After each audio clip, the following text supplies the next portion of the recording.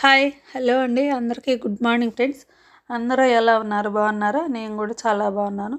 ఈరోజు మన వీడియో వచ్చేసి రాగి సంకటి చికెన్ కర్రీ అండి.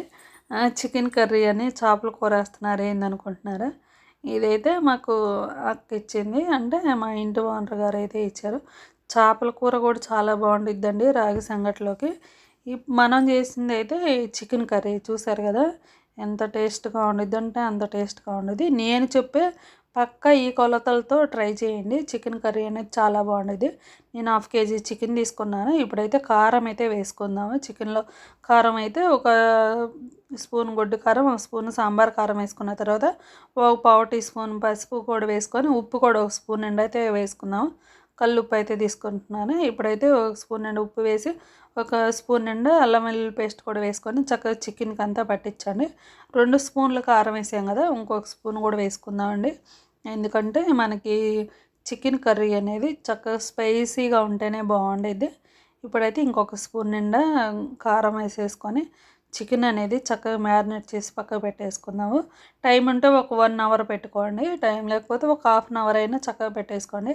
ఇట్లా అంతా కలిపేసిన తర్వాత పక్కకు పెట్టేసుకుందాము. ఇప్పుడైతే దీంట్లోకి చికెన్లోకి మసాలా అయితే ప్రిపేర్ చేసుకుందాం. స్టవ్ మీద బాండీ పెట్టేసుకొని ఒక టేబుల్ స్పూన్ నిండా ధనియాలు అయితే వేసుకుందాము. అనాస పువ్వు తీసుకున్నాను, లవంగాలు ఒక 5 తీసుకొని, స్టార్ పువ్వు ఒక 2 రెమ్మలు వేసుకున్న తర్వాత చెక్క, యాలక్కాయ ఒకటైతే వేసుకొని చక్కగా మనం ఆయిల్ వేయకుండా డ్రై రోస్ట్ అయితే చేసుకోవాలి. అట్లా చక్కగా ఇవి ఫ్రై చేసుకున్న తర్వాత గసగసాలు అయితే ఒక టేబుల్ స్పూన్ నిండా వేసేసుకొని ఇవైతే చల్లారి పెట్టేసుకొని పౌడర్ కొట్టేసి పక్కకు పెట్టేసుకోండి. ఇప్పుడు అదే బాండీలో ఒక 2 స్పూన్ల నిండా ఆయిల్ వేసేసి ఒక ఆనియన్స్ అయితే వేస్తున్నాను. పెద్ద ఆనియన్స్ అయితే వేసుకోండి. ఆనియన్స్ వేస్తేనే మనకి గ్రేవీ చాలా బాగుండేది. అందులో మనకి సంకటే కదా, కొంచెం మనకి గ్రేవీ కొంచెం తిక్కుగా ఉండొచ్చు, పల్చగా కూడా చేసుకోవచ్చు. ఇప్పుడైతే ఈ ఆనియన్స్ అనేది 50% ఫ్రై చేసుకోవాలి మనం. ఈ ఆనియన్స్ కొంచెం ఫ్రై చేసుకున్న తర్వాత ఒక టమాటా, కొత్తిమీర, పుదీనా కూడా వేసేసుకొని కొంచెం టమాటా మగ్గిన దాకా ఫ్రై చేసుకోవాలి. కొంచెం సాల్ట్ కూడా వేసుకోండి. ఇప్పుడైతే ఈ టమాటా మగ్గిన దాకా ఇట్లా ఫ్రై చేసుకున్న తర్వాత జీడిపప్పు అయితే ఒక 5 పలుకులు అయితే వేసుకుంటున్నాను. జీడిపప్పు వేసుకుంటే గ్రేవీ అనేది మనకు చాలా అంటే చాలా బాగుండిద్దండి. చక్కగా జీడిపప్పు కూడా వేసేసుకొని టమాటాలు కాస్త మగ్గనిద్దాము. చూసారు కదా, టమాటాలు కూడా మగ్గాయి. చల్లారిన తర్వాత మిక్సీ జార్లోకి తీసుకొని కొంచెం వాటర్ వేసుకొని మెత్తటి పేస్ట్ లాగా చేసుకోండి. చూసారు కదా, ఇట్లా మెత్తటి పేస్ట్ లాగా చేసేసి చక్కగా పక్కన పెట్టేసుకుందాము. పక్కకు పెట్టేసుకున్న తర్వాత స్టవ్ మీద గిన్నె పెట్టేసుకొని ఒక 3-4 టేబుల్ స్పూన్ నిండా ఆయిల్ అయితే వేసుకోవాలి. మనం చికెన్ కర్రీ కదా, కాస్త ఆయిల్ అయితే ఎక్కువే పట్టిద్ది. ఆయిల్ వేసిన తర్వాత కొంచెం ఆయిల్ కాగిన తర్వాత జీలకర్ర అయితే ఒక పావు టీ స్పూన్ కన్నా చాలా తక్కువ అయితే వేసానండి. జీలకర్ర వేసిన తర్వాత ఒక 2 అయితే బిర్యానీ ఆకు వేసుకొని కరివేపాకు వేసుకుందాము. కరివేపాకు అయితే ఒక 2 రెమ్మలు అయితే వేసుకుందాము. కరివేపాకు వేయంగానే ఇందాక మనం మిక్సీ పట్టాం కదా ఉల్లిపాయ పేస్ట్, అది వేసేసుకొని ఒక 2-3 నిమిషాలు అయితే ఫ్రై చేసుకోవాలండి. 2-3 నిమిషాలు సరిపోయిద్ది. ఒక 2 పచ్చిమిరపకాయలు కూడా వేసుకున్నాను. అల్లం వెల్లుల్లి పేస్ట్ ఒక అర స్పూన్ వేసేసి, చూసారు కదా, ఆయిల్ ఇట్లా పైకి తేలే వరకు కుక్ చేసుకోండి. ఇట్లా ఆయిల్ పైకి తేలిన తర్వాత ఇప్పుడైతే మనం చికెన్ అయితే వేసుకుందాము. చికెన్ వేసేసి చక్కగా మసాలా అంతా కలిపేసుకోవాలి. ఇట్లా మనకి అంతా కలిపేసిన తర్వాత ఇట్లా మూత పెట్టేసి ఆయిల్ కాస్త పైకి తేలే వరకు కుక్ చేసుకోవాలి. ఒక 2-3 నిమిషాలకి మనకు చక్కగా కుక్ అయిద్దండి. మూత పెట్టేసి చూసారు కదా, ఒక 2-3 నిమిషాల తర్వాత అయితే చూపిస్తున్నాను నేను. ఇప్పుడైతే మనం ఇందాక ధనియాల పొడి చేసుకున్నాం కదా, ఆ పొడి కూడా వేసేసుకొని మొత్తం వేసుకోండి. ఆ పొడి మొత్తం వేసుకున్న తర్వాత ఒక 3-4 నిమిషాలు మళ్ళీ మూత పెట్టేసి కుక్ చేసుకుంటే ఆ మసాలా అనేది చికెన్ చక్కగా పట్టేది. మూత పెట్టేసాం కదా, ఇప్పుడైతే ఒక 4 ml వాటర్ అయితే వేసుకుందాం. అంటే మనకు గ్రేవీ ఎంత కావాలో చూసి అయితే వాటర్ అయితే వేసుకోండి. నేనైతే ఈ గ్లాస్ తీసుకున్నాను కదా, ఈ గ్లాస్ నుండి 1.5 గ్లాస్ అయితే వాటర్ తీసేసుకొని చక్కగా మొత్తం కలిపేసేసి కొంచెం సాల్ట్ అయితే వేసుకుందాము. సాల్ట్ ఫస్ట్ ఒక స్పూనే కదా వేసింది, ఇప్పుడైతే ఒక పావు టీ స్పూను ఉప్పు కూడా వేసేసుకొని చక్కగా కలిపేసి మూత పెట్టేసి కొంచెం దగ్గరకు వచ్చిందాక కుక్ చేసుకోండి. కొంచెం దగ్గరకు వచ్చిన తర్వాత అయితే చూపిస్తున్నాను చూడండి. ఇంకైతే మన కర్రీ అనేది రెడీ అయిపోయింది. స్టవ్ ఆపేసి లాస్ట్లో ఫైనల్గా కొత్తిమీర వేసుకుంటే మన చికెన్ కర్రీ అయితే చాలా అంటే చాలా బాగుంటుంది ఫ్రెండ్స్ సంగట్లోకి. మీకు ఇంకా కొంచెం గ్రేవీ కావాలంటే ఇంకొంచెం ముందుగానే స్టవ్ ఆపేసుకోండి.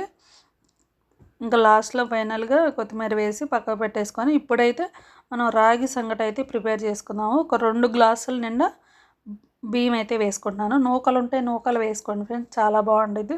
ఇప్పుడైతే చిన్న టీ తాగే గ్లాస్ ఉండేది కదా, ఆ గ్లాస్ నిండా 2 గ్లాసులు బియ్యం వేసేసుకొని ఒక 4-5 సార్లు అయితే కడిగేసుకోండి. బియ్యం కడిగిన తర్వాత కొంచెం వాటర్ వేసేసుకొని ఒక 1 అవర్ 2 అవర్స్ దాకా నానబెట్టేసుకోవాలి. బియ్యం అనేది నానబెట్టేసుకున్న తర్వాత ఈ గ్లాస్తో నేను 10 గ్లాసులు వాటర్ అయితే తీసుకుంటున్నాను. 10 గ్లాసులు వాటర్ తీసుకొని ఇట్లాంటి దబర అయితే పెట్టుకొని స్టవ్ మీద కొంచెం పెద్దగా అయితే ఉండాలండి మనకి. ఈ వాటర్ కొంచెం బాయిల్ అయిన తర్వాత కొంచెం వాటర్ అయితే తీసి పక్కకు పెట్టేసుకుంటున్నాను నేను. పక్కకు పెట్టేసిన తర్వాత వాటర్ కొంచెం బాయిల్ అయిన తర్వాత రైస్ అయితే వేసుకుంటున్నాను. ఈ తెడ్డు అయితే తీసుకున్నానండి సంగటి చేసేదానికి. ఈ రైస్ బాగా మెత్తగా మెల్ట్ అయిపోవాలి. రైస్ అనేది మెత్తగా ఉడకాలి మనకి. మనం పొంగల్కి ఉడకపెట్టుకుంటాం కదా, అట్లయితే ఉడకపెట్టేసుకోండి మెత్తగా. ఇంకా నేను 10 గ్లాసుల వాటర్ తీసుకున్న నీళ్ళు అనేది సరిపోలేదు. ఇప్పుడైతే ఏ గ్లాస్తో బియ్యం తీసుకున్నామో అదే గ్లాస్తో 4 గ్లాసుల పిండి అయితే వేసుకోవాలి. మనం తీసుకున్న 2 గ్లాసుల బియ్యానికి 4 గ్లాసుల పిండి అయితే పర్ఫెక్ట్గా సరిపోయిద్ది మనకి. ఇప్పుడైతే 4 గ్లాసుల పిండి తీసుకున్న తర్వాత రైస్ ఉడికింది కదా, ఇప్పుడు ఆ రైస్లో అయితే వేసేసుకుందాము. ఈ పిండి అనేది రాగి పిండి వేసేసుకొని ఇంకొంచెం వాటర్ కూడా వేసుకోవాలండి. అందుకే మనం వేరే పక్కనే స్టవ్ మీద వేడి నీళ్ళు అనేవి పెట్టుకొని ఉండాలి. ఈ సంగట్లో ఇంకా నీళ్ళు సరిపోకపోతే ఇంకొంచెం వేసుకుంటూ మూత పెట్టేసి ఒక 5 నిమిషాలు ఉన్న తర్వాత అయితే చూపిస్తున్నాను చూడండి. 5 నిమిషాల తర్వాత అయితే చూపిస్తున్నాను. ఇప్పుడైతే కిందకు పెట్టేసుకొని మొత్తం ఒకసారి ఈ తెడ్డుతోనే తిప్పాలి మనం. ఉండలు కట్టకుండా మొత్తం తిప్పేసుకోవాలి. వాటర్ సరిపోకపోతే వేడి నీళ్ళు ఉన్నాయి కదా, అవి వేసుకుంటూ చక్కగా కలిపేసుకోండి. ఇట్లా కలిపేస్తే ఉండలు ఉండకూడదు, పిండి కూడా మనకి ఎక్కడ పొడి పిండి కూడా తగలకూడదు. ఈ ప్రాసెస్ అంతా అయ్యేటప్పటికి మనకి ఒక 20 నిమిషాలు అయితే పట్టిద్ది. ఎందుకంటే పిండి వేసిన తర్వాతే ఒక 15-20 నిమిషాలు పట్టిద్ది మనకి. పిండి వేయక ముందు రైస్కి విడిగా, పిండి వేసిన తర్వాత ఒక 20 నిమిషాలు అయితే ఈ ప్రాసెస్ అనేది ఉండేది. ఇప్పుడైతే మళ్ళీ ఇంకొంచెం వాటర్ వేసేసుకొని వేడి నీళ్ళు చక్కగా ఇట్లా కలిపేసుకోండి. ఇట్లా కలిపేసుకున్న తర్వాత చక్కగా మళ్ళీ కిందకు పెట్టుకుంటున్నాము. కింద పెట్టేస్తున్నాము గిన్నె అనేది కిందకు పెట్టేసుకొని ఒకళ్ళు పట్టుకుంటే ఒకళ్ళు అయితే తిప్పుతున్నామండి. అంటే ఎక్కువ కాబట్టి మీరు ఇంకా కొంచెం తక్కువ చేసుకోవాలంటే ఒకరైతే సరిపోయిద్ది. నేను వీడియో తీస్తున్నాను కాబట్టి అట్లా అయితే చూపిస్తున్నాను. ఇప్పుడైతే లాస్ట్‌గా ఫైనల్‌గా అయితే మన సంగటి అనేది రెడీ అయిపోయింది. స్టవ్ మీద పెట్టేసి ఒక 5 నిమిషాలు పిండి అనేది ఉడకనివ్వాలి.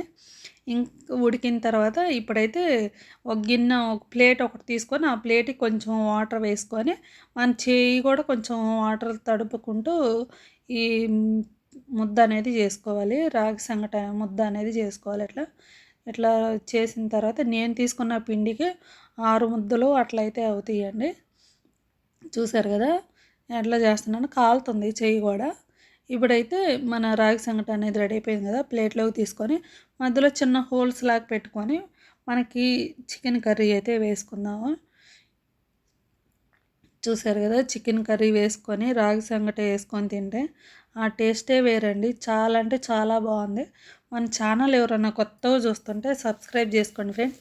సబ్స్క్రైబ్ చేసుకొని ఒక్కసారి అయితే మీరు కూడా ఇట్లా ట్రై చేయండి. ట్రై చేస్తే మీకు ఆ టేస్ట్ అనేది చక్కగా తెలిసిద్ది. చక్కగా ఒకసారి చేసుకొని తింటే ఈ వీడియో అయితే ఎంతటితో ఎండ్ చేస్తున్నాను ఫ్రెండ్స్. అందరికీ బాయ్ అండి.